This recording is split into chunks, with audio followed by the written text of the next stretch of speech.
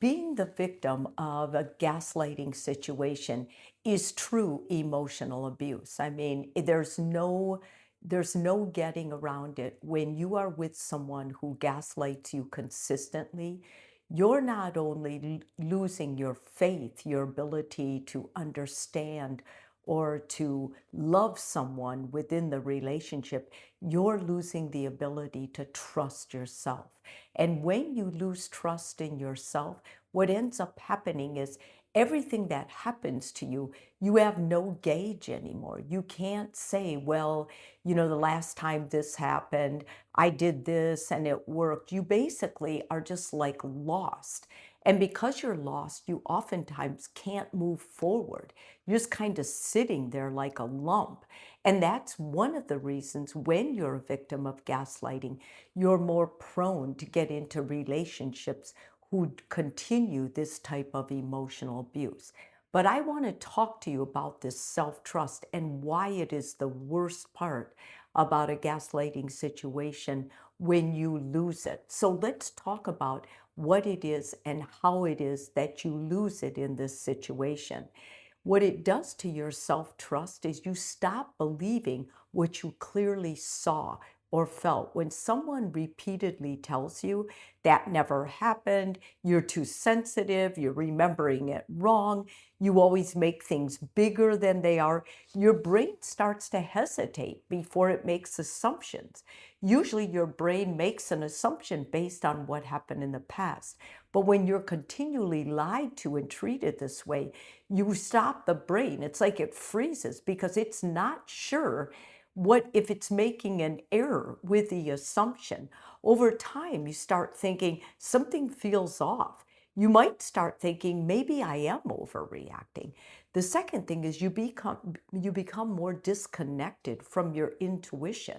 Your intuition is often just your nervous system and pattern recognition, noticing something before your conscious mind fully expresses or explains it. So even when your body says, this feels unsafe, or something doesn't add up here, or I don't feel settled here, you may talk yourself out of it. You may begin to mistrust your gut, mistrust your instincts, your emotional reactions, or your ability to basically read people accurately. And the third thing that might happen is you start outsourcing your reality. A very common effect of gaslighting is that you no longer really feel solid enough to stand in your own perspective. You may find yourself constantly asking, do you think I'm being unreasonable? Am I crazy? Did that sound bad to you? Maybe I misunderstood.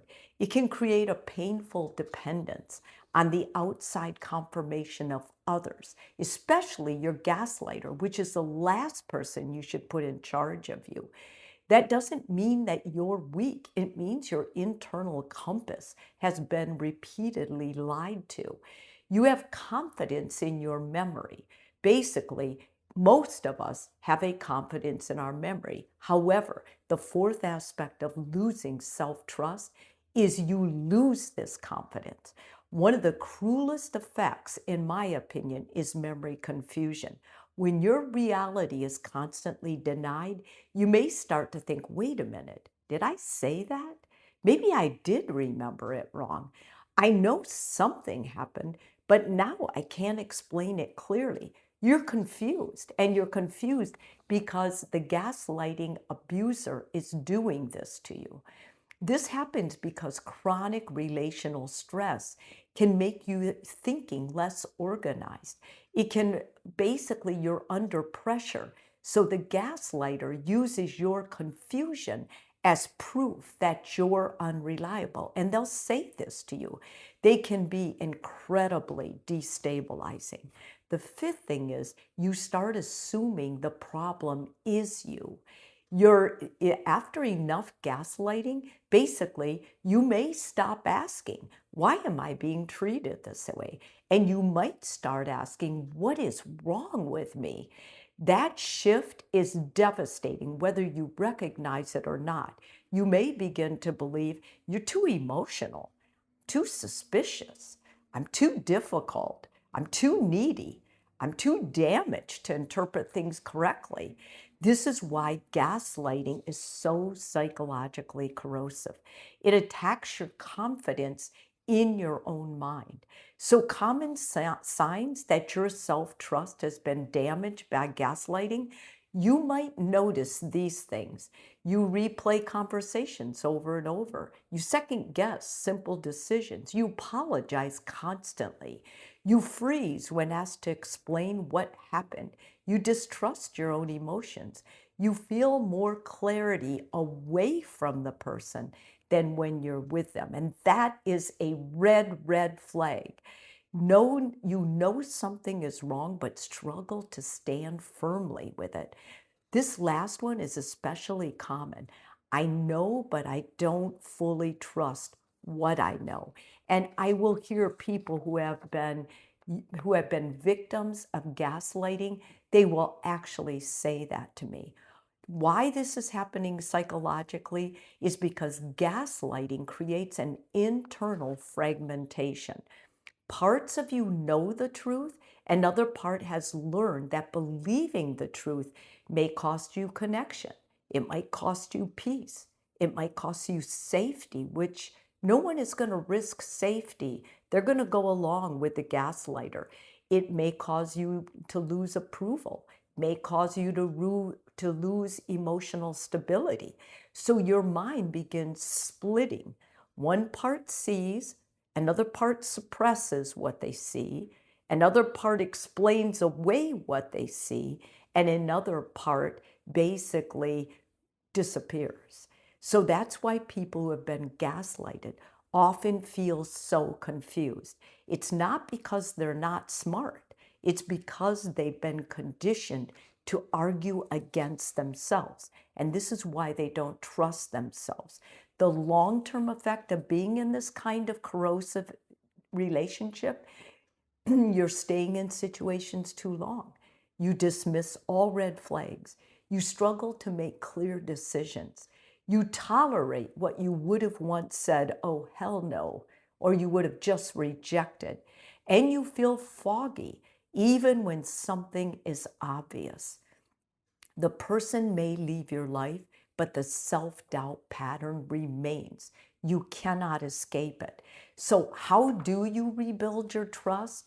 I've got some little ways that I think are a good beginning, but you're gonna need therapy as well. The first thing is start treating your reactions as data. Not every feeling is a fact, but every feeling is information.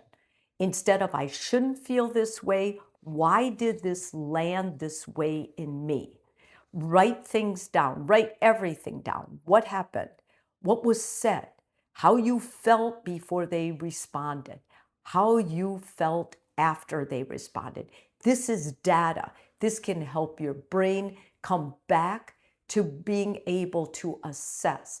And a therapist will help you with this a lot. They will want a recorded journal. Pay attention to what happens in your body. Start noticing a tight chest, mental fog, sudden self-doubt after a conversation, feeling small, how your body is reacting to this gaslighter. Stop requiring courtroom level proof for your discomfort. I don't need to prove this is harmful in a court of law to honor that it feels harmful to me in my body. This is going to be your power when you're able to say this and embrace this. Practice making small decisions that are going to give you reassurance that you can still do it. When I notice something inside myself, I respond to it instead of immediately abandoning it.